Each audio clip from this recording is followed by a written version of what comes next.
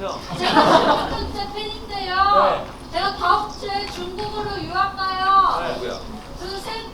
마지막으로 추억 하나만 만들어 주세요. 네, 오늘. 네, 오늘 네. 셀카 한 장만 찍어주세요. 이따가.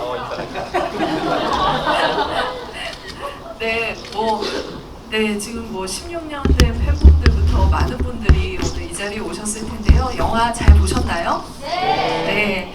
가슴이 먹먹해지는 그 마지막 장면을 마주하고 딱 불이 켜졌는데 지금부터는 굉장히 그 행복한 순간이 될 거라 믿어 의심치 않으면서 먼저 한번 두 분 이렇게 동시에 입장하셨는데 박수 한번 부탁드리겠습니다.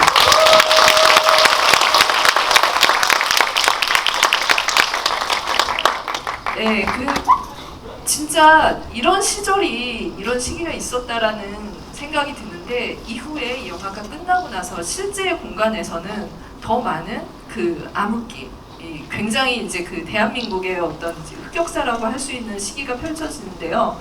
이 영화를 아마 굴러가게 하는 것은 그 악의 촉이 있었기 때문이라는 생각이 듭니다.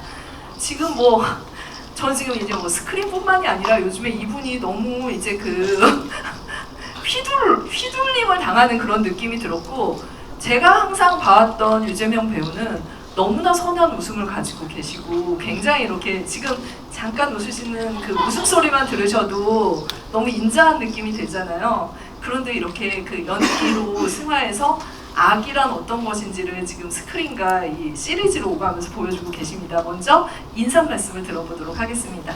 네, 안녕하세요. 천상무력의 유재명입니다. 원래 계획적으로 움직이는 사람이 아니고 그냥 직감적으로 닥치는 대로 사는 사람인데 그 악역 두 개를 하려고 마음먹어서 이렇게 시간대를 맞춰서 한 건 아니고요. 우연찮게 두 작품이 겹쳤고 어제 노예 아웃이 끝났습니다. 네. 끝났고 따끈따끈한 악이죠. 네, 네. 저희 이제 행복의 나라는 1주차가 지나서 2주차를 맞이하고 있습니다. 네. 저 영화 4번째 봐요. 감사합니다. 네. 감사합니다. 네. 네. 박수 한번 다시 부탁드릴게요. 이분은 또 악역과는 거리가 멀지만 언젠가는 이제 그런 잠재력을 가지고 있다라는 생각이 들고요. 오늘은 이 세상에 의리라는 말이 있다면은 이 송중기 배우한테 들려드려야 되지 않을까라는 생각이 들 정도로 이 자리에 나온 이유도 궁금해지는데 먼저 한번 인사를 듣고 이야기를 나눠보도록 하겠습니다. 송중기 배우님 인사 부탁드릴게요. 네, 안녕하세요. 저는 행복의 나라에 전혀 등장하지는 않고요. 제가 그렇지만 너무나 마치 제 영화 같은 그런 느낌이 드는, 또 너무 사랑하는 영화를 또 제가 이렇게 함께 소개해드리는 자리가 생겨서 너무 영광이고요. 네, 오늘 만나서 반갑습니다. 저는 배우 송중기입니다. 반갑습니다. 너무나 많은 배우분들이 사실은 이제 그 제 몫을 다 하면서 이 영화에 참여해주고 계시는데 혹시나 참여할 뻔했다 약간 이런 순간이 있으셨어요? 이렇게 인연이 될 뻔했던 행복의 나라예요? 네네네. 혹시 그런 비하인드 스토리가 있나? 그런 건 없는데 지금 후회하고 있어요. 까메오라도 할 걸 그랬나. 네. 네, 너무 그냥 다 제가 너무나 친하고 사랑하는 형님들이 많이 여기 다 나오셔서 더 그렇기도 하고, 그리고 사실은 재명이 형 첫 촬영 날 대전 현장에 놀러 갔었어요, 제가. 네네. 네, 어느 장면이었죠? 그게 참모 총장님하고 변호인단하고 처음 접견하는 날이었나? 상견례하는 날인가요? 네. 그때 저는 집이 대전이라 대전에 있었는데 그때 대전 촬영한다고 해서 놀러 가서 형들하고 진하게 한잔 했던 날이 있었는데, 네. 아무튼 이 영화는 저는 출연은 안 했지만 너무나 이렇게 뭔가 그냥 가깝게 느껴지고, 네. 친한 형님들이 많아서 그런 것 같아요. 사랑하는 형님들이 많아서. 네. 특히나 이 자리뿐만이 아니라 현장까지 가서 응원을 해주시고 이렇게 또 그 현장을 담아왔다는 점에서 여러분들한테 오늘 또 이렇게 굉장히 그 귀한 얘기를 들려주실 그런 적절한 게스트가 아닐까라는 생각이 듭니다. 박수를 한번 다시 부탁드릴게요. 그래도 사실 진짜 이 영화에 많은 분들이 계신데 오늘 왜 유재명 배우님이랑 같이 나오셨을지 여러분들 너무 궁금하실 것 같은데요. 이렇게 힌트는 있어요. 사실 단서는 있는데 제가 사실 이제 행복의 나라 이전에 여러분들도 좋아하셨을 거예요. 빈센조의 광팬이었거든요. 그 영화는 들려오는 소문이 이 드라마도 재밌지만 현장이 너무, 특히나 그 배우들이 너무 끈끈하다는 얘기를 항상 듣고 있었어요. 그리고 그 중심에 어떻게 보면은 그 송중기 배우가 가지고 있는 그 의리, 모든 배우들을 챙겨주고 어떻게 막 아우르는 의리가 있었다 얘기를 이렇게 바람결에 듣고 있었는데, 아마 이제 이게 오늘의 자리가 빈센조가 뿌린 씨앗이 아닐까 이런 생각이 들거든요. 어떻게 송중기 배우님 이 자리에 또 이렇게 나오게 되셨는지 유재명 배우님께서. 빈센조 할 때 우리가 이제 송반장이라고 불렀어요. 그 흔히 말하는 그 닉네임이 말해주듯이 어디서 무슨 일이 생기면 우리 송반장이 나타나서 해결해 주기 때문에 많은 멤버들이 송반장이라고 불렀고, 그때 그 우리 빈센조 했던 친구들이랑 너무 지금도 친하게 지내고 있고, 네.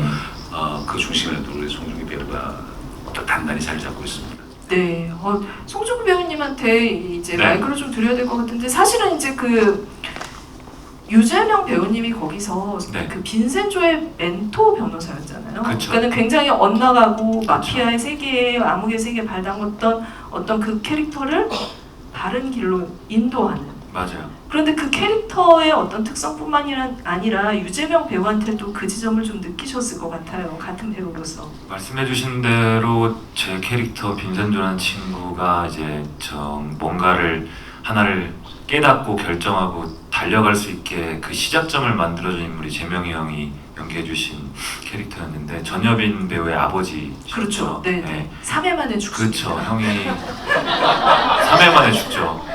형님의 죽음을 시작으로 이 드라마가 휘몰아치기 시작했었는데, 뭐 많이 인터뷰에서 얘기했었던 거라서 다들 알고 계시겠지만, 재명이 형은 말씀해주신 대로 3회 돌아가시는 굉장히 짧게 출연을 해주셨는데도 정식 출연한 배우들처럼 현장에서 항상 안 가셨어요. 너무 좋아서 네. 너무 좋아서 저희랑 더 어울려 주시고 현장에서 무게를 잡아주시고 했었죠. 예. 아이고 그때 생각하니까 또 막 좋은 생각들이 많이 나네요. 뭐 그때 그런 이제 선한 감정, 좋은 감정, 그리고 이제 그 배우로서도 굉장히 이렇게 본보기가 되고 어떤 느낌적인 느낌으로 좋았던 그분이 너무 지금은 네. 너무 요새 진짜 어떻게 보면 악랄한 그 모습들을 계속 끄집어내고 계시잖아요. 이게 또 아까 말씀하신 것처럼 네네. 그 지금 현재 노웨이 아웃이라는 드라마가 또 네, 절찬리에 방영 중이고, 끝났죠. 네네. 네. 지금 막 따끈따끈하게. 또 이번에는 형이 이번에 또 전상두라는 캐릭터를, 저는 뭐 계속 형님이랑 같이 얘기 나누면서 다 알고 있었지만, 그런데도 지금 센 인물이 겹치니까 좀 무섭긴 해. 아까 말씀하신 것처럼 지금 가만히 앉아 계신데도 좀 무서운 것도 있고, 뭔가 나올 것 같죠. 네네네. 괜히 힘 빼고 있으니까 더 무서운 것 같기도 하고 네. 그런 잔상들이 있습니다. 네. 네. 그 연기를 너무 잘하셔서 그런 것 같아요. 네, 연기를 너무 잘하셔서 지금 이제 가까이 있는, 그리고 이제 그 믿음을 갖고 있던 송중기 배우까지 긴장하게 만드는 유재영 배우의 모습이 있다 이런 생각이 드는데, 사실 송중기 배우님이 이렇게 이 자리에 나온 데는 아무리 이제 그 같이 지원을 해주고 싶은 마음이 있어도 영화가 진짜 이렇게 그 지지의 마음이 생기지 않으면 같이 이야기를 하기가 쉽지가 않잖아요. 무엇보다도 행복의 나라를 이렇게 또 좋게 보신 그런 소감이 있으실 것 같아요. 우선 첫 번째로는 저는 시사회 날 재명이 형님이 초대해 주셔서 봤는데, 첫 번째로는 질투날 정도로 모든 배우들이 연기를 다 너무 잘하셔서, 같은 배우 입장에서 좀 질투날 정도로 와 정말 와 어떻게 이렇게 연기 잘하시는 분들을 다 이렇게 모아놨지 라는 생각이 제일 먼저 들었었고, 그래서 너무 좋았고요. 개인적으로 배우 입장에서, 관객 입장에서. 두 번째로는 정석이 형, 재명이 형, 선균이 형, 뭐 모든 거기 나오신 다른 선배님들 다 친한 형님들이 많아서 또 더 가깝게 느껴지는 것도 있었고, 또 세 번째로는 제가 너무 사랑하는 이제 성균이 형의 마지막 영화인데, 이렇게 제 나름대로는 저만의 방식으로 또 이렇게 형을 떠나 보내는 과정인 것 같아요.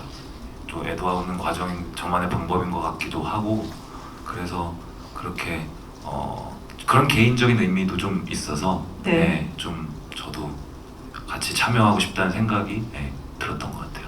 거의 이제 그 입체적으로 영화의 안팎에 이 안과 바깥 모두를 아우르면서 그 전혀 배우님께서 저는 지분도 없고요, 네, 이 영화에. 네, 진심을 다해서 지분도 없고 네, 여러분들이 아무리 많이 보셔도 돌아가는 게 없다라는 말씀을 해주셨는데 그렇지만 심적으로 지지하고 싶은 영화가 나왔다 이런 마음 때문에 흔쾌히 이 자리까지 와주셨다는 생각이 드는데요. 그 정도로 어떻게 보면은 나도 이 영화의 그 일원이 되고 싶다는 생각을 하셨을 텐데 정작 그 유재명 배우님께서는 이 영화를 처음에 이 역할 들어왔을 때 고사했다. 이 얘기 여러분들도 많이 들어보셨을 텐데 이 자리에서 배우님께 좀 그 얘기를 들어봐야 될 것 같아요. 보통 이런 역할이 들어오면은 왜 고민을 하시나요? 저는 너무 탐날 것 같다는 생각이 들거든요. 어제 그 기사를 통해서 그 얘기가 좀 많이 맞아요. 네. 소개됐는데 아주 뭐 단칼에 냉정하게 이렇게 탁뭐 이런 어떤 고사는 아무래도 이제 실존 인물이 연상되는 전두환이라는 그 한국 현대사에서 가장 중요한 위치를 차지하는 독재자죠. 독재자의 인물을 묘사한 어떤 인물이기 때문에 고민이 되는 지점이 있었고 그 영화를 보시면 알겠지만 영화에서 전상두란 인물이 나중에 제가 말하고 싶은 부분이 있는데 어떻게 보면 메인 캐릭터이긴 하지만 다른 인물들에 비해서 그 사람이 왜 어떻게 어떤 방식으로 정권을 장악해서 신군부 세력이 12.12를 일으키는지에 대한 얘기가 많이 소개가 되어 있지는 않아요. 그래서 배우 입장에서는 조금 안개 속에 있었던 것 같아요. 나에게 주어진 역할이 이 인물을 표현하는 데 있어서 어느 정도의 어떤 기본적인 것들이 좀 포함이 됐을 때 자신 있게 밀고 나가는 용기가 생기는데 그때 처음 읽었을 때는 조금 안개 속에 있는 듯한 느낌이었고 이후에 나한테 주어진 역할은 이러이러한 어떤 부분이 있구나라는 걸 직감적으로 알게 되고 또 용기를 내게 됐죠. 그래서 제가 표현하고 싶은 전상두는 전면에 나서서 이렇게 이야기를 끌고 가거나 이야기의 어떤 그런 연결고리들을 파괴시키거나 뭐 드라마틱한 전개를 이끌어내는 그런 인물이 아님을 연기하고 싶었던 것 같아요. 결과적으로. 네. 아마 이제 그 새로운 전상두의 탄생이라는 생각이 들 정도로 지금 전면에 있지 않는데 모든 것을 움직이고 있는 어떤 세력을 본 것 같은 느낌을 받았거든요. 저도 그래서 저는 약간 좀 이제 약간 이게 동물 비한가요? 제가 여러 이 동물들을 생각을 해봤어요. 이 행복의 나라의 전상두는 어떤 동물과 비교가 될까 했는데 뱀 같다는 표현이 좀 많이. 정말 뱀 같은. 그러니까 너무 이렇게 등장하는 순간 주변을 굉장히 서늘하게 할 것 같은. 그러니까 굉장히 뜨거운 에너지로 뭔가 폭주해서 모든 사람들을 이렇게 열기로 끌어들이기보다는 보는 순간 정말 피하고 싶다 이런 느낌이 들게 하는 인물이었고 어떻게 보면은 한국 영화계에서는 가장 사실적이고 탐나는 빌런 캐릭터일 수 있거든요. 그 모습을 또 하나 새롭게 만들어냈다는 생각이 들었습니다. 아마 이제 이런 역할이 들어오면은 유재명 배우님께서는 이제 그 고민들을 했던 지점들이 이제 여러분들께 설명을 해주셨는데 송중기 배우님한테도 좀 물어봐야 될 것 같지 않아요? 네. 사실 그 전상두 역할이 네. 배우님에게 갔다. 저요? 네. 와우. 저에게. 역대급 전상구가 나와서 사실 상상해 볼 수 있을 것 같지 않아요? 네. 방금 우리 오늘 와주신 관객분들께서 뭐 웃으셨잖아요. 저는 이게 답인 것 같아요. 하지 말라는 뜻인 것 같습니다. 저에게 들어오지도 않을 것 같고. 아 진짜 반대예요? 반대? 아니요. 진짜요? 근데 배우로서 만약에 진짜로 그런 제안이 들어왔다 그러면 솔직히 고민 많이 할 것 같아요. 네, 네. 배우로서는 또 표현하고 싶은 또 야망도 있으니까 욕심도 있고 그러니까 쉽지 않은 결정일 것 같은데 상상은 안 되네요. 뭐가 제일 걱정되실 것 같으세요? 머리죠, 뭐.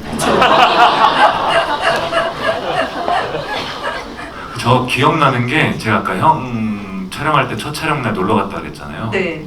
그때 저 보신 거죠? 아직도 기억나요. 네. 그 전에도 형 이제 머리 뭐 자르셔야 되고 스타일링 하셔야 된다고 막 그런 얘기도 술 먹으면서 했었는데 알고 있음에도 불구하고 그때 그 대전에 있는 그 현장에 갔을 때 형 안녕하세요 저 왔습니다 하고 인사를 하는데 왔어 하는데 그냥 무서웠어요.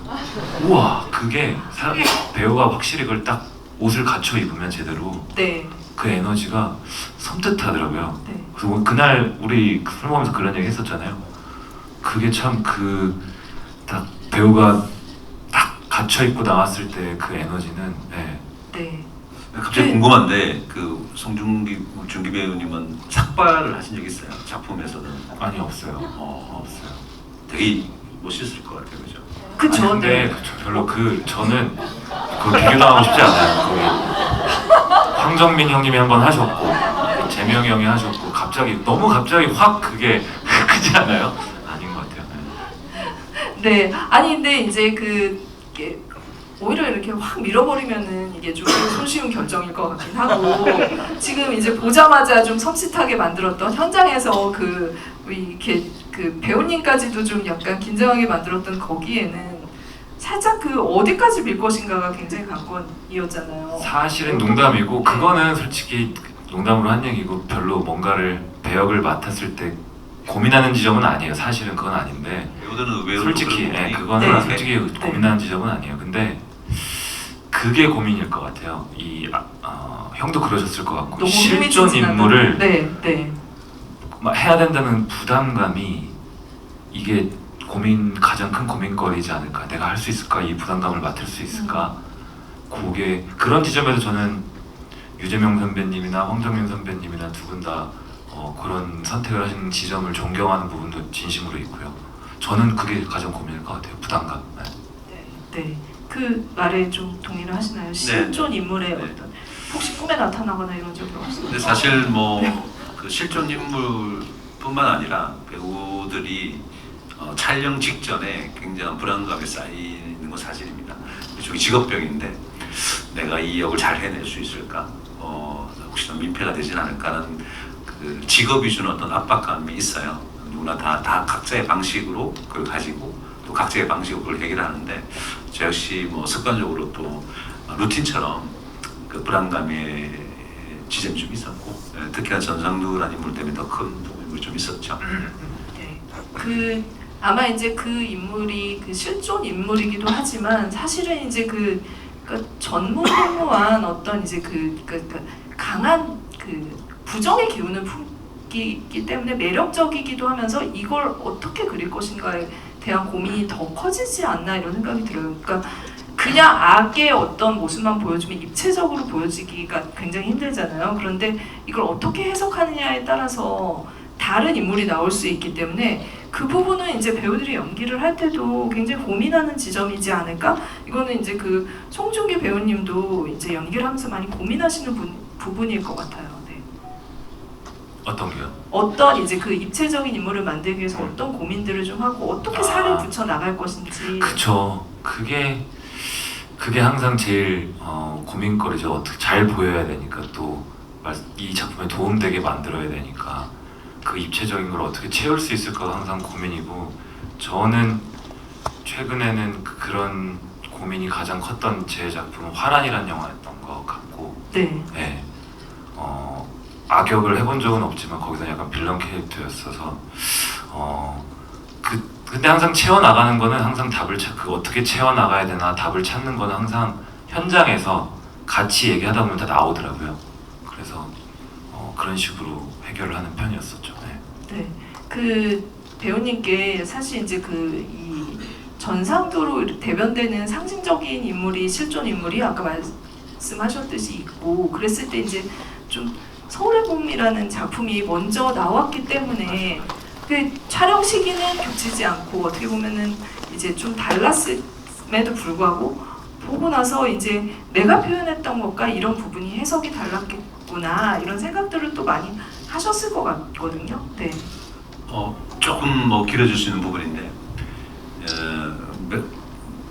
모든 각자의 영화마다 어떤 그 영화만의 어떤 매력과 결이 있다고 생각하는데 저희 작품이 가지고 있는 결들이 아까 말씀드렸지만 전상두라는 인물은 전면에 나서는 인물이지만 다른 캐릭터에 비해서는 그렇지 않은 게 되게 매력적이었던 것 같아요. 쉽게 말해서 이런 역사적 사건을 다룬 영화들을 보면 메인 캐릭터들은 그때 당시 주동자들 아주 권력의 정점에 있는 사람들 11.6으로 치자면 중앙정보부장과 경호실장과 대통령과 그런 영화들이 실제로 많은 사랑을 받았고 또 대중들이 그런 영화를 보면서 이런 영화를 보면서 같이 분노하면서 많은 어떤 그런 공감을 이뤄냈었고, 근데 저희 영화 시작은 시간과 공간을 같이 하지만 그 사람이 주인공이 아니네.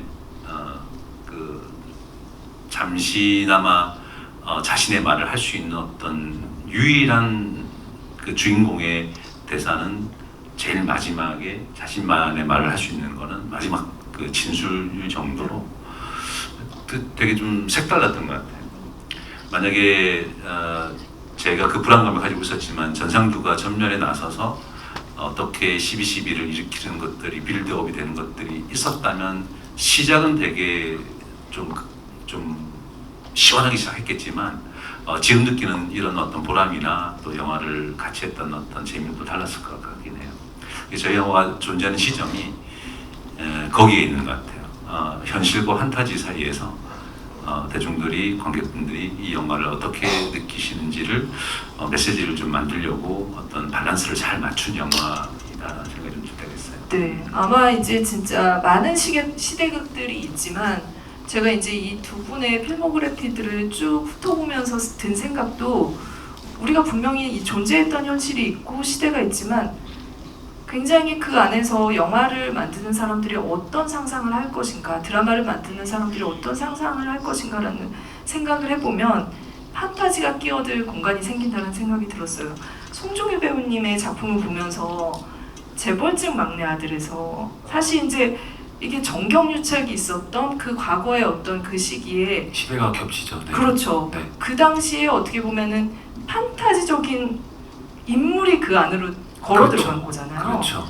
그런 인물을 연기를 할 때 사실은 이제 그 나는 굉장히 리얼리티를 가지고 연기를 하고 있지만 이게 과연 이 관객들에게 그리고 가닿는 시청자들에게 어필할 수 있을까? 그 톤을 어떻게 맞출까 굉장히 고민하실 것 같거든요. 네, 이 부분은 행복의 나라에서 유재명 배우가 연기를 하면서 느꼈던 것과 좀 상통하는 지점이 있을 것이라는 생각이 들어서 두 분께서 어떤 고민을 하셨을지 좀 들어보도록 하겠습니다. 맞아요. 그러네요. 생각해 보니까 그 시대가 좀 겹치기도 하고 그리고 말씀해 주신 것처럼 완전 판타지죠. 재벌집 막내라는 드라마도 완전 판타지였고 물론 이 행복의 나라에도 어느 정도의 판타지가 전 있다고 생각을 해요. 예를 들어서 정석이 형이 맡은 정인우 캐릭터인가요? 그렇죠. 네. 실제 인물인지 아닌지는 저는 배경 지식은 없는데 저는 판타지가 좀 있다고 생각을 했어요. 거기에 나오는 모든 변호사들이 뭔가 하는 고민을 정인우가 좀 이렇게 다 응축해서 하고 네, 있는 것 네. 같다는 생각도 했고 그런 생각도 했어. 그런 의미에서는 완전 판타지 요소가 많이 있다고 생각해요. 재벌집 막내 아들에서도 그런 요소가 많았는데 하지만 정작 표현하는 제 입장에서는 진지하게 현실감 있게 생각하고 임하는 게 그 간극을 줄이는 가장 큰 효과적인 방법이 아닐까라는 생각은 많이 했었던 것 같아요. 네. 이 부분을 어떻게 설득시키느냐가 사실은 그렇죠. 이 영화가 관객들에게 시청자와 관객을 설득시켜야 하니까요. 시청자들에게 어떻게 가닿을까의 관건이라는 생각이 드는데 맞아요. 하고 싶은 얘기가 하나 있는데 저희 영화의 시작 부분을 보면 좀 조심스러운 표현인데 개인적 의견입니다. 그 역사적인 부분을 좀 왜곡했다, 과장했다는 어떤 그런 후기를 좀 보면서 오해가 있다는 생각이 좀 들었었어요. 네. 오히려 저희 영화는 역사적 사건을 축소시킨 부분이 많이 있어요. 왜냐하면 11.6이라는 역사적 사건의 시간 연대기를 절대 쓰지 않고 네. 거기에 나왔던 주도한 사람들의 이야기가 아닌 반면에 그 어떤 시간들을 축소시키고 그 옆에 있었던 그러니까 이름 없이 조연으로 역사에 남을 그런 그렇죠. 분의 네. 이야기를 전면에 내세우면서 이 이야기는 판타지입니다라고 밝히고 있어요. 이미 시작할 때부터. 왜냐하면 그분들의 이야기는 밝혀진 게 없기 때문에 시간적인 부분을 연대적인 부분을 전면에 내세워서 주동자들의 이야기들을 대척점에 두고 긴장감을 이끌고 긴박하게 시간 순서로 욕망에 빠져있는 남자들의 이야기를 그리지 않는다는 거죠. 그렇기 때문에 박흥주라는 실존 인물이 나오면서 여러분들 이 이야기는 판타지입니다. 네. 많이 알려지지 않은 분의 이야기를 우리가 어떤 영화적 상상력을 만들었습니다라고 전면에 내세운 것 자체가 저는 이미 축소라고 생각하고 또 왜곡이 아닌 이유는 뭐냐면 왜곡은 실제로 있었던 일을 비틀었을 때 왜곡인데 저희 영화는 실제로 있었던 일과 영화적 판타지 사이에서 엄청나게 조율을 많이 하려고 노력했던 영화라고 생각해요. 왜곡에 대한 부분은 전혀 없고 오히려 밝힐 건 그대로 밝히고 그것들을 훼손시키지 않은 상태에서 네. 저희들이 만든 판타지 박흥주, 박태주와 정인우의 이야기를 보시면서 오히려 저희들이 만들고 싶었던 그 시대의 한 개인이 목숨을 그렇게 쉽게 실제로 총살을 당하셨고 그 이야기를 통해서 우리가 만들고 싶어하는 행복의 가치는 무엇인지라는 메시지를 오히려 던지고 싶어서 그런 영화적 장치를 썼는데 어떤 분들은 본인의 입장에서는 11.6이라는 어떤 이런 거대한 이야기를 이렇게 개인사적으로 풀어? 라는 어떤 오해나 혹은 각자의 어떤 이 감상평이 있으신 것 같더라고요. 물론 개인의 자유고 저희도 마찬가지고 한데 그런 부분을 좀 알고 싶다는 생각이 들었어요. 네. 거의 뭐 이 영화의 본질적인 그리고 이 영화가 가지고 있는 가치를 유재명 배우님이 그 캐릭터의 어떤 연기를 하는 부분과 빗대어서 얘기를 해주셨다라는 생각이 들 정도로 핵심적이라는 생각이 들고 이 자리에 감독님이 없으셔도 영화를 이해할 수 있는 어떤 그 가이드를 만들어주신 것 같다는 생각이 듭니다. 박수를 한번 좀 부탁드립니다. 영화를 보시고 나서도 이제 저희는 말들이 또 영향을 끼칠까 좀 걱정되긴 하는데 네. 각자의 의견, 개인의 의견들은 다 소중하고 마음껏 네. 표현하시되 그 부분은 좀 걸렸다는 말씀이니까. 이미 익히 알려져 있는 인물들을 대상으로 캐릭터화해서 그것들을 가지고 이 영화를 밀고 나갔다면은 굉장히 액션 중심의 사건 중심의 영화가 됐을 것 같아요. 그런데 약간의 시선을 비틈으로 인해서 이들이 그런 전면전을 펼치기에 어떤 이제 그 뒤에는 어떤 사람들의 열망이 있었고 때로는 이제 야망이 있는 사람도 있고 때로는 그걸 저지하려는 사람들도 있었는지 그런 그 디테일한 결들을 행복의 나라가 보여주고 있는 게 아닌가 생각이 듭니다. 저는 이제 사실 이제 이런 거대한 그 메시지 뒤에도 그 디테일한 장면들이 너무 빛났다라는 생각이 들어서 그 장면을 좀 약간 기억에 나는 장면을 한번 얘기를 해봐도 좋을 것 같은데요. 첫 장면 때 가서 현장에서 보셨다고 하셨잖아요, 송중기 배우님께서. 근데 그때 이제 좀 무서웠다라는 생각이 들었는데 오늘 영화 이제 그 시사 때 영화 보시고 나서는 좀 어떤 장면이 인상적이셨는지. 우선 재명이 형이 나오셨던 장면에 대해서 먼저 말씀을 네. 드리면 저는 그랬던 솔직하게 말씀드리면 이 영화에 어떻게 보면은 보신 분들께서 모두가 거의 다 하이라이트라고 생각하는 장면이 아마 골프장 씬이라고 저는 생각을 하는데 그렇죠. 그리고 네. 그 전에는 정석영 연기했던 정인우라는 변호사와 저 전상두가 이제 북도에서 걸어가면서 군인은 어떻게 생각하는, 군인에 대해서 어떻게 생각하냐, 나는 변호사에 대해서 이렇게 생각한다는 씬도 있었죠. 그게 굉장히 하이라이트라고 생각하는데 저는 오히려 그 두 가지 장면보다는 그 둘이 다 아니야. 거기보다는 거기도 너무 좋았는데 항상 전상두가 혼자 있을 때 야릿한 표정을 할 때 제일 무서웠던 것 같아요. 야릿한. 네. 네네. 비릿하게 웃고 할 때가 아까 뱀 같다는 네네네. 표현을 하신 게 저도 동의를 하는 지점이 예를 들어서 이원종 선배랑 얘기하다가 형이 그런 대사를 했던 것 같아요. 요즘에 좀 각각해서 계실 때는 군인들이 좀 이러지 않았었습니다. 요즘에 좀 물러 터졌다는 얘기가 많이 들립니다 하고 참모총장이 뭐라고 하고 카메라로 이제 프레임 아웃 하시는 게 있는데 그때 형의 표정이랑 또 형이 뒤에서 되게 굉장히 좁은 공간에서 헤드폰으로 재판을 듣고 있는 장면이나 이런 혼자 있을 때 장면들이 아니면은 변호사들하고 처음 접견하는 날 형이 막 일어나서 뭔 얘기를 하려고 하는데 전 장면 좀 짧게 하지 했을 때 형이 갑자기 참모총장을 쳐다보는 표정 이런 것들이 저는 제일 셌던 것 같아요, 인상이. 그리고 다른 장면에서는 정석영이 이제 정인우 캐릭터가 실제 사건 현장에 가서 이렇게 상상하는 씬들이 있었어요, 몽타주 장면이. 그 장면부터 영화가 더 확 진해지는 계기가 되지 않았나, 저 개인적으로는 그렇게 봤던 기억이 남고요. 예. 네. 와. 너무 많아요. 이렇게 얘기하면은 뭐 더 얘기할 수도 있는데 근데 생각난 장면을. 확실히 그 송중기 배우님이 그 디테일하게 영화를 보시면서 우리가 또 그러니까 보통 이제 저도 이제 그 관객의 한 명으로서 영화를 보면서 굉장히 강렬한 이 장면들이나 이 얼굴의 어떤 움직임, 근육의 움직임 이런 것들을 더 이제 그 주의 깊게 보고 잔상에 남는다는 생각이 맞아요. 드는데 배우님은 더 많은 것들을 보고 있다는 생각이 듭니다. 맞아요. 그랬던 것 같아요. 네. 야릿한, 비릿한 이런 표현을 써주셔서 사실은 그 표정이랑 그 뒤 이면에 있을 때 이 사람이 가지고 있는 심리적인 게 어떤 건지를 굉장히 명확하게 보여준다는 생각이 들었고 좋은 표현이라는 생각이 드는데 왠지 그런 느낌이었던 것 같아요. 네. 전상두라는 인물이 실제 그 이후에 이 영화가 끝나고 나서 어떤 일들을 했는지 그 배경 지식이 있으니까 그 전에 뭔가 이렇게 행동을 옮기기 전에 이 전상두라는 사람이 혼자 있을 때 무슨 생각을 하는지 모르는 그 표정이 제가 무서웠던 것 같아요.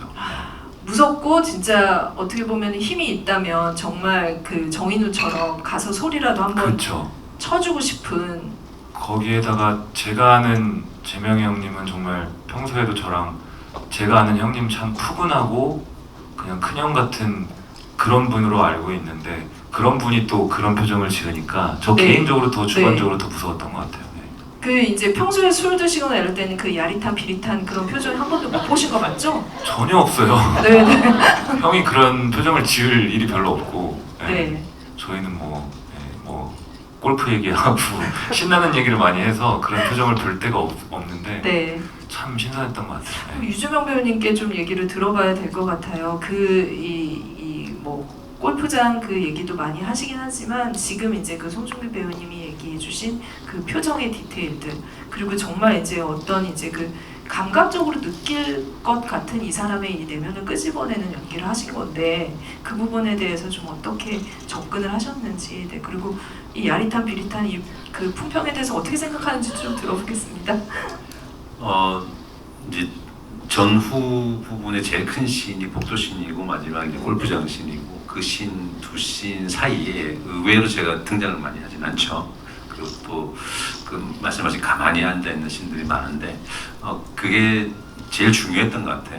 그 어떤 존재감 그리고 무언가를 바라보는 눈빛, 태도, 고개, 어떤 뭐 목의 각도, 그 헤드폰 쓰고 땅콩을 이렇게 만지작만지작하는 그런 아주 섬세한 부분들을 좀 많이 찾으려고 애를 썼던 것 같고 감독님께서 요구를 많이 해주셨고 겸손이 아니라 겨우겨우 찾아서 영화를 완성시킬 수 있었던 것 같아요. 네. 확신을 가지고 들어가지만 확신을 내리지 못하는 게 또 저희 직업병이거든요. 그래서 감독님과 동료 배우들 사이에서 이 정도의 어떤 느낌이면 충분히 가능하다는 겨우 안심하고 네. 다음 또 촬영하고 하여튼 그랬던 것 같아요. 네, 그 송중기 배우님의 품평에 대해서는 또 어떻게 좀 생각을 하시는지 비릿하다. 제대로 찾아낸 거 맞나요? 네, 아유 뭐 칭찬이라고 듣고 있습니다. 네, 알겠습니다. 제대로 보신 것 같습니다. 이거는 송중기 배우님께 박수를 한번 드리도록 하겠습니다. 근데 아까 이제 전상두 캐릭터를 해보시면 어떻겠냐고 송중기 배우님 넌지시 여쭤보긴 했지만 사실 이 영화에서 그 많은 캐릭터들이 있잖아요. 네. 혹시 유재명 배우님이랑 같이 출연하신다면 또 이 질문을 드릴게요. 그 다른 역할은 좀 이 영화에서 네. 와. 제가 할 수 있을지는 모르겠지만 내공이 부족해서 누굴 대답할지 너무 궁금해요. 그런 것 인상 깊었던 캐릭터들을 얘기하는 게 맞는 것 같아요. 네. 전상두의 부관으로 나왔던 김재철 선배님이 김재철 배우님, 네네. 연기해 주셨던 그 마지막에 이제 정석이 형을 때릴 때 그 표정이랑 전상두 옆에 계속 서서 왜 참모총장 옆에는 박훈 네. 선배님이 훈이 형이 서 계시고 김재철 선배님은 형 옆에 서 계시는데 가만히 볼 때 그 표정부터 살기가 느껴졌었는데 마지막 골프장 씬에서 김재철 선배님이 막 할 때는 진짜 막 소름이 돋더라고요. 무서워서. 그 캐릭터가 매력 있어서 만약에 제가 뭐 하나를 할 수 있다면 할 수 있을지 모르겠지만 그 캐릭터를 하고 싶을 것 같아요. 네. 네. 뭐 김재철 배우님이 좀 긴장하시긴 하시겠지만 한번 이렇게 대입해서 여러분들도 상상해 보면 김재철 배우님 죄송합니다. 네. 네네네. 네. 배우님의 네, 활약을 기원을 하면서 어쨌든 송중기 배우님의 그 하수인, 그죠? 하수인적 폭력을 행사하는. 그러니까 사실은 전상두가 그렇게 악을 직접적으로 보여주지 않고 땅콩을 이렇게 까면서 뭔가 이렇게 숨기고 있을 수 있는 거는 실질적으로 폭력을 행사하는 그런 역할들이 주변에 있었기 때문인데 그런 부분들이 그 송중 배우님이 말씀하신 것처럼 여러 캐릭터에 의해서 완성이 됐다는 생각이 듭니다. 저희가 이제 그 뭐 명장면까지 그리고 송중기 배우님의 야심까지 한번 들어보는 시간을 가졌는데요. 지금 또 관객분들도 너무 궁금해하시는 질문들이 많을 것 같아서 마이크를 좀 드릴게요. 그리고 마이크를 드리기 전에 좀 불을 지피기 위해서 말씀을 드리자면 저희 배우님 두 분께서 들어오시기 전에 사인을 하셨어요. 네, 여기 포토카드에 사인을 하셨는데 이거 진짜 가지시면 너무 좋을 것 같다는 생각이 드는 게 보통 네이클로바잖아요. 이게 세입이에요. 여러분 세입의 꽃말이 뭔지 아세요? 다 아시네요. 네네. 네, 행복을 드립니다. 그러면은 저희 지금부터 손을 들어주시면은 마이크를 드리겠습니다. 네. 송중기 배우님, 네 이렇게 네. 카드를 드셨는데 예. 한 분, 네. 손을 앞에 이렇게 한 번씩 두 번째 줄. 네. 네. 잠시만요. 마이크 드릴게요. 감사합니다. 네. 감사합니다. 아유 감사합니다. 아유 친절하시네요. 안녕하세요. 네. 잘 나오죠? 네, 잘 나와요. 질문하면 되나요? 네네. 편하게. 아까 유재명 배우님께서 행복의 가치에 대해서 말씀해 주셨는데 유재명 배우님이 말씀하신 행복의 가치는 무엇인지 궁금합니다. 거대한 질문이 하나 나왔습니다. 네. 너무 좋은 질문이네요. 네. 사실 이제 저희도 영화 소개하면서 무대 인사 다니면서 이 객석에 있는 분들에게 행복하시라고 계속 이제 말씀을 드리고 있어요. 근데 그러고 나서 집에 가는 길에 이렇게 저기 편의점에 들러서 맥주 한 캔을 사고 올라가는 길에 네. 저도 갑자기 그런 생각이 들었어요. 행복이라는 단어를 이렇게 많이 쓰는데 저도 당연히 지금보다 좀 젊었을 때는 행복하고 싶다는 말을 많이 쓰고 다녔고 했는데 그 저희 영화에 보면 그 박태주의 두 딸이 정인우에게 이렇게 귤을 하나 건네는 씬이 있잖아요. 네. 저는 시사할 때 그걸 보고 많이 울었어요. 근데 지금도 좀 울컥한데 그 애한테는 그 귤이 엄청 큰 거인 것 같아요. 저희 애기도 귤 하나 달라면 절대 안 주거든요. 네. 몰래 뒤에서 하나를 제가 냉장고에서 꺼내 먹지 않는 이상 다 혼자 다 먹고 싶어요. 그 애기들한테는 그 귤이 세상 어떤 것보다 더 큰 것 같아요. 근데 그거를 쥐어주면서 자기가 할 수 있는 모든 것을 주는 거죠. 근데 밖에서 볼 땐 되게 작은 것 같아요. 예, 그래서 어떤 그런 것들이 좀 교차가 되면서 울컥하고 지금도 좀 울컥하는데 왜냐면 이제 그게 성균이라는 배우에게 또 전달되면서 지금 현재의 저는 최근에 너무 일도 많고 너무 바쁘게 살다 보니 소중한 사람들한테 뭔가를 잘 주지 못했던 것 같아요. 근데 계속 큰 거를 줘야 된다고 생각했는데 그렇지 않았던 것 같아요. 오히려 내가 할 수 있는 진심 어린 작은 것 하나를 주지 못했구나. 그게 말 한마디일 수 있고 위로 한마디나 문자 한 통이든 제가 생각하는 요즘의 행복의 가치는 서로 마음을 작은 것이라도 나눌 수 있는 어떤 그런 노력, 그런 어떤 최선의 의지들이 있는 삶을 사는 게 가장 행복한 삶인 것 같다. 너무 큰 것에 정신없이 휩쓸리지 않고 소중한 것들을 지키려고 애를 쓰는 그런 태도를 가진 삶이 현재로서는 좀 행복한 삶이지 않나. 이번 영화를 통해서 배운 것 같아요. 이렇게 객석에서 관객분들 만나는 게 이렇게 행복하고 소중한지 잘 몰랐었던 것 같아요. 네. 그래서 그런 것도 포함해서. 네, 박수 한번 부탁드리겠습니다. 굉장히 이제 그 한국 현대사 11류가 11, 어떤 그 사이에 그 존재하고 있는 여러 그 인물들의 이야기 안에 지금 그 작은 귤 하나의 그 가치가 영화 안에 분명히 들어있다는 생각이 드는데 그걸 보고 우리만 또 깨달음을 걷는 게 아니라 배우님께서도 또 이렇게 약간 이렇게 한 발짝 움직이는 그런 그 심리적인 그 체험을 하셨다고 하니까 굉장히 좀 뭉클해지는 기분이 듭니다. 송중기 배우님께도 행복 여쭤봐야겠죠? 네. 너무 좋은 질문 해줘서 감사드리고, 사실 그 어떻게 사는 게 행복한가, 그리고 행복이 뭔가라는 이 화두는 뭐 항상 누구나 갖고 있는 중요한 화두겠지만, 사실 저 개인적으로는 사랑하는 성균이 형이 곁을 떠나고 나서 저한테 가장 큰 화두가 된 단어인 것 같아요. 항상 매일 그런 생각을 하는 것 같기도 하고, 제가 요즘에 가장 많이 드는 생각은 무언가를 하든 간에 혼자이기보다는 사랑하는 사람들과 함께 하는 것 자체가 그냥 행복 아닐까. 그래서 저는 지금도 제가 너무 사랑하는 사람들이 많이 있는, 저는 전혀 뭐 출연도 하지 않은 영화지만 이렇게 재명이 형이랑 관객분들과 GV 하는 요것도 너무나 행복하고요. 함께 하는 것 자체가 요즘에는 그게 가족이 됐든 친구가 됐든 혼자가 아닌 함께 하는 게 가장 요즘에는 행복이라는 생각이 많이 듭니다. 네, 가장 든든하고요. 네. 와, 네, 박수 좀 부탁드릴게요. 저희랑 같이 있는 이 시간이 또 행복하다고 배우님께서 얘기해 주시는데, 이 시간이 많이 여러분들에게도 기억이 되지 않을까 이런 생각을 해봅니다. 마이크로 또 드리도록 할게요. 네. 배우님께서 한번 맨 앞줄 관객분 드리겠습니다.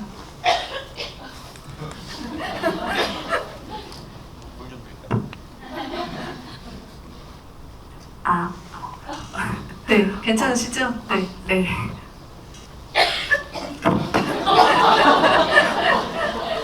죄송합니다. 네, 네.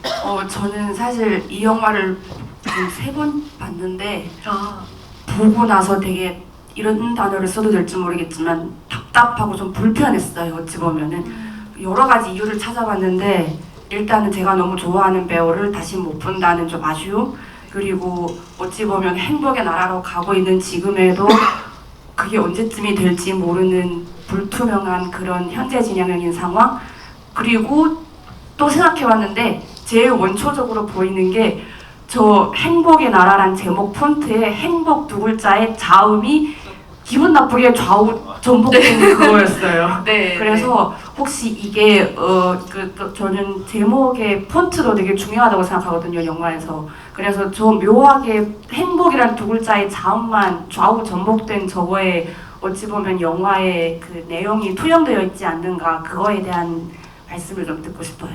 아, 네. 그 유재명 배우님께서 조금 답변을 제목에 대해서 해주실 수 있다면은 네, 이야기를 먼저 들어보도록 하겠습니다. 저희도 몰랐었는데 그 얘기를 어떤 분이 말씀해 주셨어요. 그 복자가 이렇게 바뀌어 있잖아요. 그리고 나서 봤더니 진짜 그렇더라고요. 그래서 이제 그 이후에 물어봐야 되겠다. 근데 아직 못 물어봤네요. 이따 마치고 저희 관계자분들에게, 아마 그 포스터 디자인하신 분이 어떤 그런 네. 의도의 어떤 것들이 네. 제작진과 연결돼 있겠죠. 아, 다행이네요. 제가 요거는 감독님께 얘기를 들었는데 그걸 살짝 전달을 해드리도록 하겠습니다. 네. 네.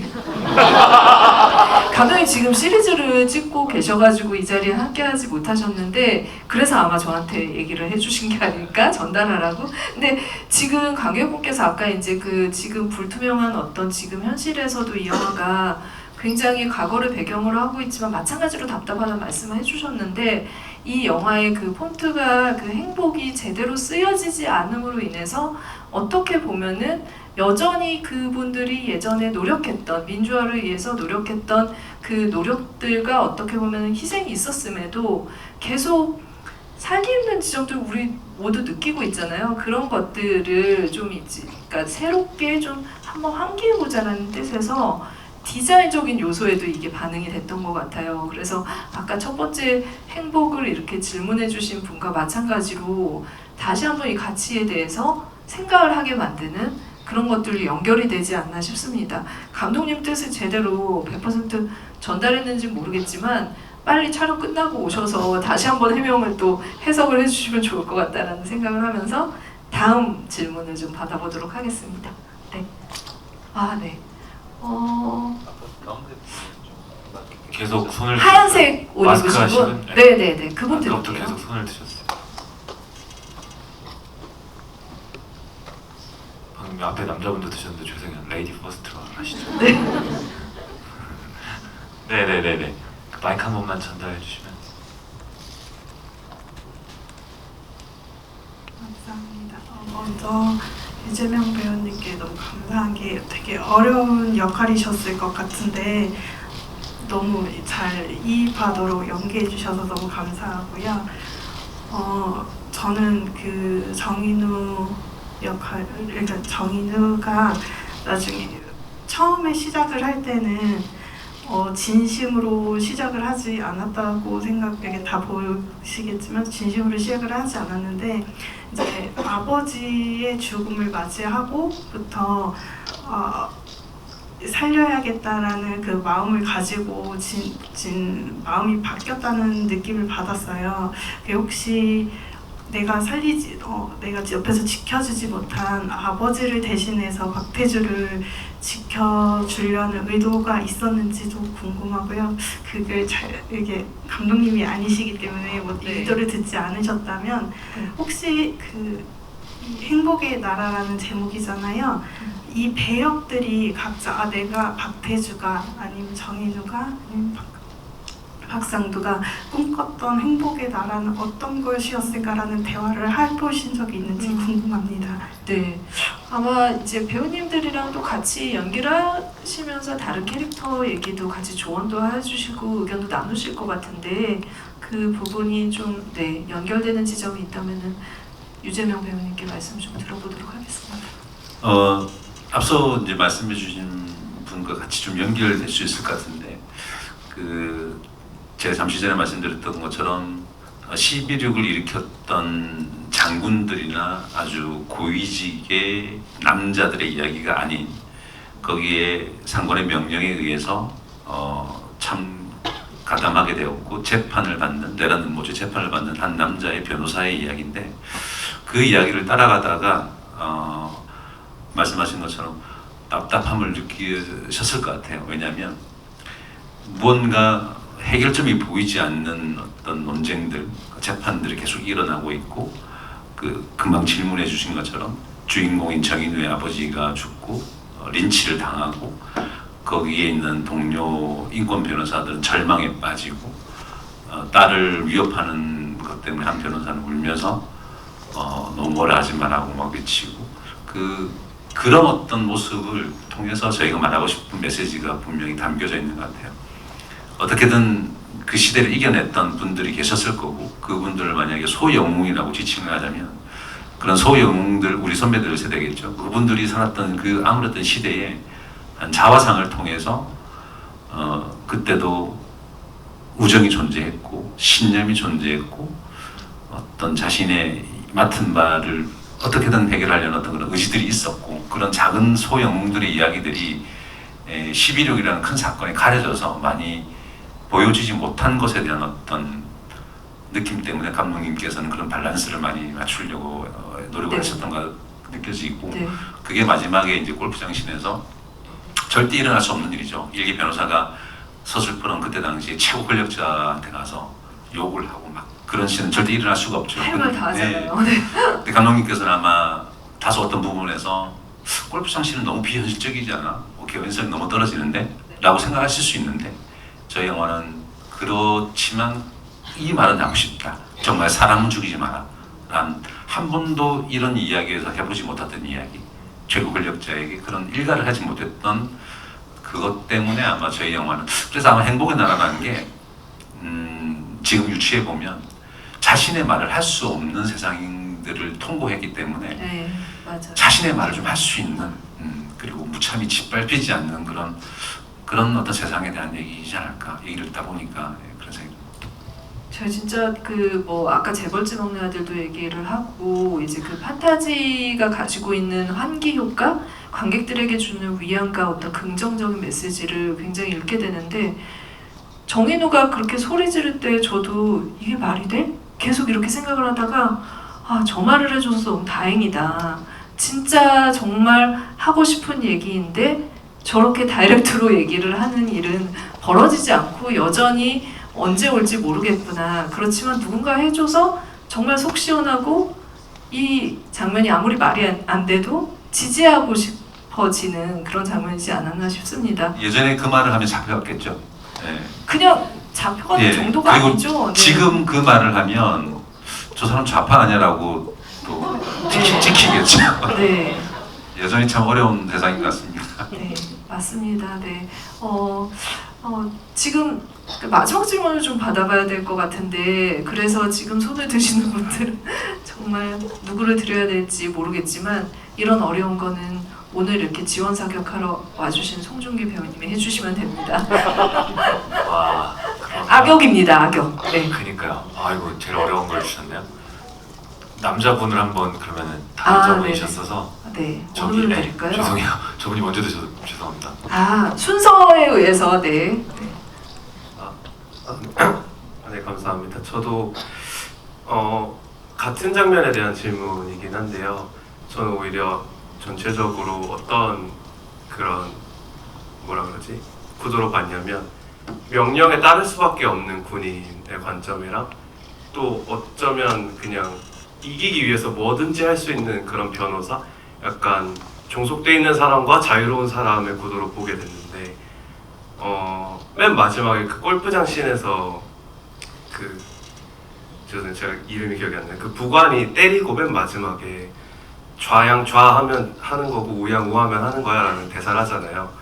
근데 영화 보면서 그 대사가 그 위치에 왜 들어갔지라는 생각을 하면서 뭔가 그 앞에 이제 이성균 배우님이 연기하신 그 캐릭터도 명령에 따를 수밖에 없었던 그 상황이랑 뭔가 연결시키고 있다라는 생각을 저는 했는데 혹시 이 장면에 대해서는 어떻게 생각하시는지랑 또 감독님이 아니시니까 만약에 배우님들께서 그 캐릭터를 연기하셨다면 그 대사를 어떻게 해석하셨을지 그게 궁금했습니다.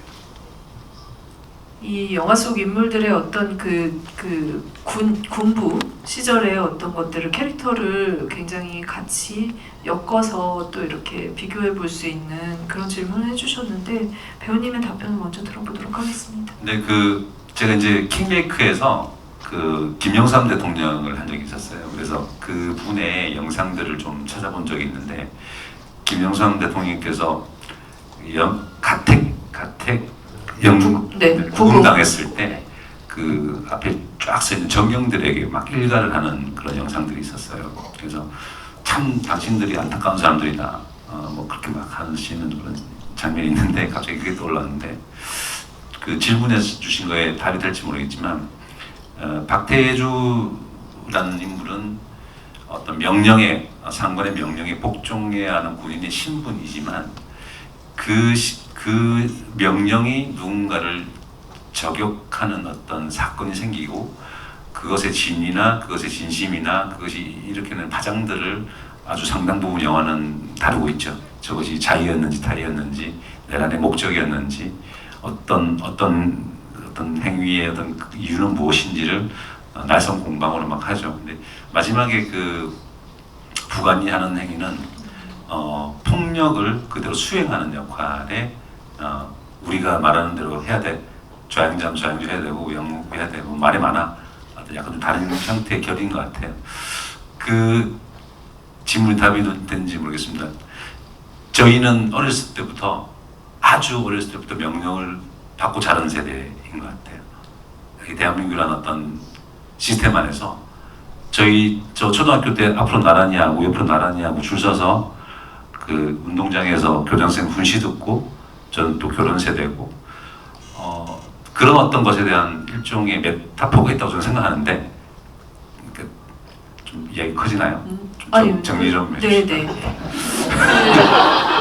전체적으로 저희 영화는 그것에 대한 좀 부분을 좀 아주 직접적이진 않지만 명령이라는 것이 무엇이고 신념이라는 것이 무엇이고 거부라는 게 무엇이고 그런 부분을 좀 충분히 좀 건드리고 있는 부분이 있다고 생각됩니다. 네. 뭐 이제 그 시기를 살았던 이제 그 시기에 뭐 청년 시절이든 아니면 어린 시절을 겪었던 이제 그 관객들이 체감하는 것과 그리고 이제 관객이자 배우로서도 체감하는 것과 지금 그 엄혹한 시절을 경험하지 못했던 또 관객분들이 체감하는 게 조금 다를 거라는 생각은 좀 들지만 이 영화의 이제 모티브가 된 인물이죠. 그 김재규 부장이 명령을 하면서 했던 이야기가 실제에서 자유민주주의를 위하여 그러니까 오늘의 이제 거사를 하는 거다라는 얘기를 했다라는 말이 나중에 밝혀졌는데 사실은 그 명령하에 어떤 그런 일들이 이제 뭔가를 속박하는 그런 시대였기 때문에 그것들의 반작용도 분명히 있었던 것 같아요. 그러니까 뭔가를 따라서 규율로 좋은 마음으로만 지키려고 했다면 이런 비극이 발생하지 않았죠. 그런데 그걸로 인해서 굉장히 안 좋은 시기들이 도래를 했고 그 안에서 그러면 어떻게 좋은 생애상을 만들려고 했는지 그리고 박태주의 실제 모델이었던 박흥주 대령이 마지막으로 사형대에서 얘기했던 거는 대한민국 만세였다라고 해요. 그러니까 오지 않은 행복의 나라를 그분 역시 그 명령에 의해서 이제 그 따라서 그걸 했지만 결국에 이제 그 목적했던 바는 똑같았었던 건 거죠. 그런데도 이제 그 지켜지지 않는 질서를 그러면 어떻게 회복할 것인가 이 영화가 그 부분에 대해서 우리한테 답을 준다기보다는 계속 좀 질문을 하고 있지 않은가 지금도 그런 생각을 해보게 됩니다. 관객분에게 답변이 됐을지 모르겠지만 저희가 또 이렇게 얘기를 한번 해봤고요. 질문은 여기까지 받도록 하겠습니다. 그래서 그 새해 클로바를 가져가시는 행운을 가져가신 관객분들께 축하를 드리면서 저희 좀 오늘 또 이렇게 마무리를 해야 될 것 같은데 전 작품 이렇게 나올 때마다 계속 두 분께서 좀 크로스 토크를 서로 좀 해보시면 좋지 않을까. 그리고 누구보다도 좀 예리한 시각을 가지고 계신 것 같다라는 거 오늘 더 또 이렇게 깨닫게 되는 것 같아요. 인터뷰를 하면서도 늘 이제 송중기 배우님 가지고 계신 그런 이제 그 예리한 분석에 놀라기도 하는데 본인 작품이 아닌 다른 작품에서도 굉장히 좋은 말과 그리고 또 이렇게 좋은 시각을 안겨주셔서 감사하다는 말씀을 하고 싶습니다. 좀 행복의 나라를 오늘 이렇게 N차 관람하신 분들도 계신데 앞으로도 더 많은 분들이 보셔야 하는 이유가 있을 것 같다는 생각이 드는데 그 얘기도 조금 해주시면 좋을 것 같은데요. 일단은 말씀해주신 대로 형이랑 뭐 크로스 토크 좋은데 일단 빨리 다른 작품에서 또 만날 수 있도록 같이 출연할 수 있도록 한번 그거부터 노려보고 두 분이서 같이 네. 그거부터 한번 좀 제일 진지하게 그 관계자분들 대본 좀 보내주시고요. 네, 두 분 같이 이렇게 보내주세요. 한꺼번에 네. 동시에. 그리고 저는 제가 너무 저도 개인적으로 좋아하는 이 영화를 제가 이렇게 여러분들께 소개해드릴 수 있는 기회가 생긴 게 일단 너무나 진심으로 감사드리고 영광이고요. 또 계속 극장에서 행복의 나라 계속 상영 중이니까 아직 안 보신 분들 계속 보셨으면 좋겠고 보신 분들은 또 어떤 놓친 부분이 있는지 다시 한번 보시는 것도 추천드리고요. 그리고 마지막으로는 오늘 제가 여기 와서 제일 하고 싶은 말이었기도 한데 우리 모두가 사랑했던 우리 이선균 배우님을 이렇게 좀 잘 기억했으면 좋겠습니다. 그 말이 가장 하고 싶었습니다. 네. 지금 박수는 또 이렇게 송중기 배우님뿐만이 아니라 지금 자리에 안 계신 이성균 배우님에 대한 이 여러분들의 또 이렇게 박수라고 생각을 하면서 또 지금 유재명 배우님께도 이 정도로 이제 또 이렇게 지원 사격을 해주셨으니까 여기서 좀 공약을 하나 하고 가는 게 좋겠죠. 다음 작품 송중기 배우님의 신작에 대해서 어떻게 해주실 건지. 당연히 같이 해야죠. 네. 보고타는 영화가 개봉을 할 것 네, 같아요. 같이 얼마 안 해야죠. 남았죠. 네. 네네. 제가 N차 관람해서 아주 예리하고 아주 네. 질문들도 하면서 네. 꼭 같이 하겠습니다. 네. 네. 마지막으로 한 말씀 또 배우님께서도 또 이렇게 많이 오셨지만 또 이 영화를 봐야 되는 이유에 대해서 한 말씀 해주시면 좋을 것 같아요. 네. 네, 뭐 일단 늦은 시간 너무 감사드리고 아까 잠시 말씀드렸는데 사실 배우들은 연기를 하고 작품을 찍고 마무리를 하고 이렇게 오픈이 될 때 굉장히 떨리고 설레이고 긴장도 되고 대중들이 어떻게 봐주실까, 또 우리가 말하고 싶은 게 잘 전달될까, 사실 간이 이렇게 좀 새가슴들이에요. 조마조마하고 걱정도 많았고, 어쨌든 영화가 세상에 나왔고 또 여러분들을 만나게 됐는데 이렇게 소중하게 영화를 봐주신 분들에게 진심으로 감사의 말씀을 다시 한번 드리고, 저희 영화가 자리하는 지점은 빠르게 지나가는, 그리고 복잡하게 지나가는 이 세상 속에서 잠시 객석에 앉아 계신 것처럼 잠시 멈춰서 영화라는 어떤 세계를 통해서 자기를 한번 이렇게 좀 돌아보는, 나의 가족, 나의 신념, 행복이란 건 뭔지, 죽음이란 건 뭔지, 좀 그런 좀 먹먹한 이야기가 담긴 영화인 것 같습니다. 감동도 있고 재미도 있고, 어쨌든 많은 의미가 담겨 있어서 너무 많은 것들을 말씀드릴 수밖에 없는데, 매 순간 항상 행복하시고 항상 건강하시길 응원하겠습니다. 감사합니다. 네, 큰 박수 부탁드리겠습니다.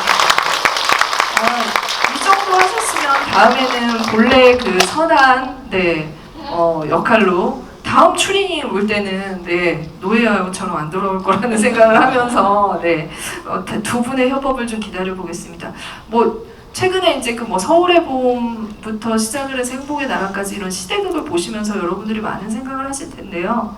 이 두 영화 모두 봄도 오지 않았고 행복도 아직은 좀 요원한 그런 순간들을 느낄 때가 많으실 거예요. 그런데 영화를 보시면서 또 두 작품 같이 이렇게 연결해서 보시면 더 많은 또 생각을 하시게 될 것 같아서 많이 좀 보시고, 또 무엇보다도 1주차 됐는데 주변에 송중기 배우님만큼 송중기 배우님처럼 이 영화를 또 많이 애정하고 소문내 주시면 감사하겠습니다. 네, 오늘 같이 이렇게 찐 의리를 보여주신 두 분께 박수 부탁드리겠습니다.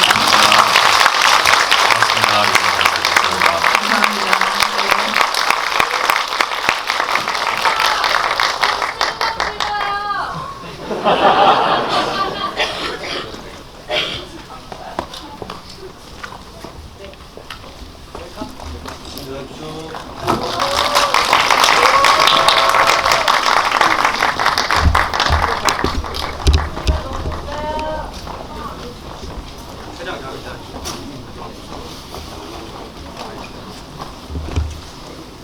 회장 좀 반대해 주세요.